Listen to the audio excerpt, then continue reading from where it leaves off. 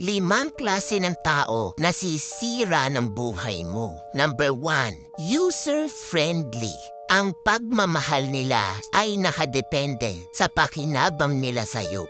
The friendship ends when the benefit stops. Number 2, reklamador. Magnanakaw ito ng peace of mind. Reklamo ng reklamo. Wala namang planong magbago. Number 3, blamer. Mahilig itong magturo ng sisisihin. Ipaparamdam niya sa'yo na ikaw ang guilty at laging mali.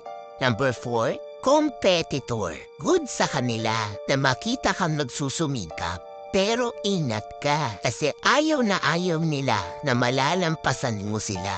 At number 5, abusado. Sasamantalahin ito ang iyong kabutihan, pagtitiwala at katapatan hanggang walang matira. Huwag mong i-expect na magbabago pa sila. Be the bigger person. Unawain mo sila, pero set boundaries. Ilimit mo ang contact sa mga taong ito. Alin dito sa 5 ang nakasama mo?